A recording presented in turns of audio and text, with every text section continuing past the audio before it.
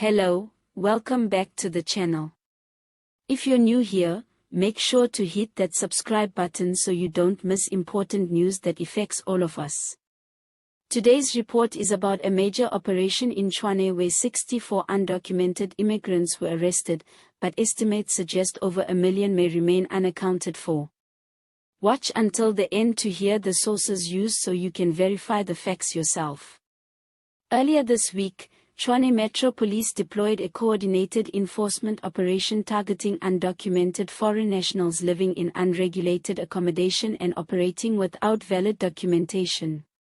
During the raids, 64 individuals were detained and transferred to Home Affairs for verification and further processing.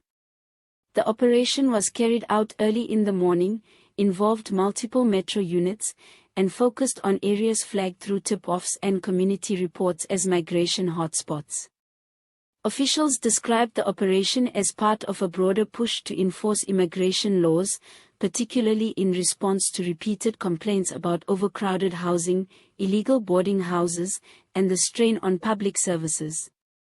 Metro Police commanders emphasized that those arrested included foreign nationals without valid passports or permit documents.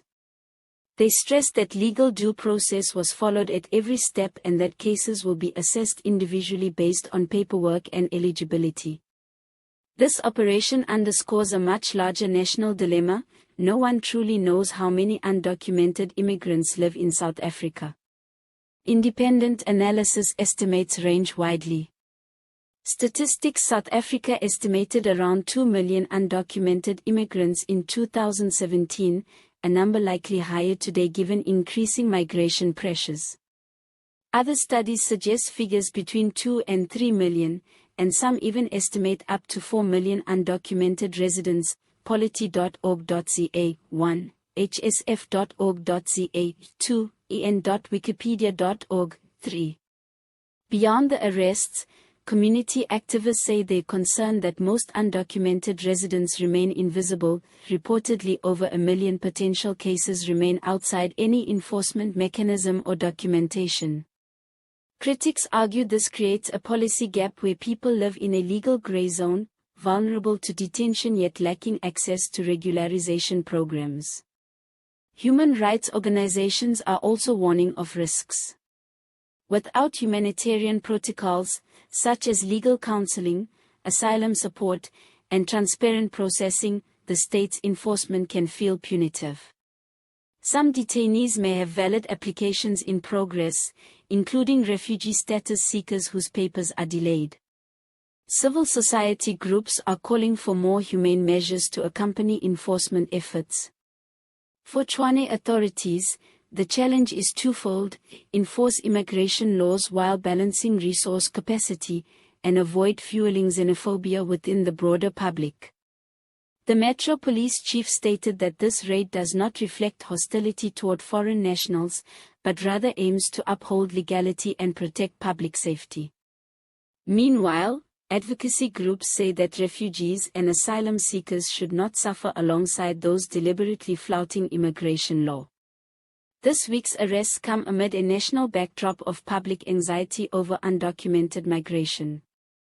Operation Dugila and similar movements have gained traction by emphasizing migration as a source of crime and unemployment, though opponents argue their rhetoric often crosses into vigilantism and hate speech.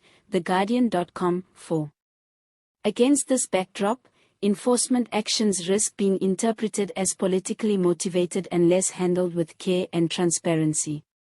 Many local residents support metro action. They report that overcrowding and illegal businesses have driven up sanitation problems, electrical issues, and even petty crimes. They say that targeted enforcement, if managed correctly, can help restore order. Yet others remain wary, citing fears about forced removals without notice or support, especially for those who do have legitimate claims. All the images used in this video are for illustration purposes only.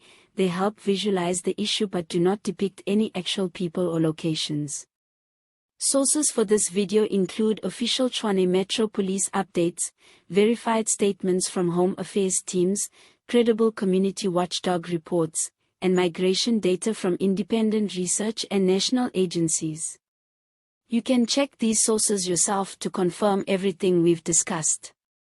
And now, before we wrap up, because even serious stories deserve a little laugh, here's a joke. Why did the undocumented person bring a map to the raid? Because they didn't know the Metro Police also watch GPS. And one more, what's scarier than a raid? Realizing your paperwork got eaten by your neighbor's dog. Thank you for staying with us until the end. Please like this video if you found it informative, drop your thoughts in the comments, and subscribe for more verified South African news that matters. Stay informed, stay compassionate, and let's keep demanding fair and transparent governance.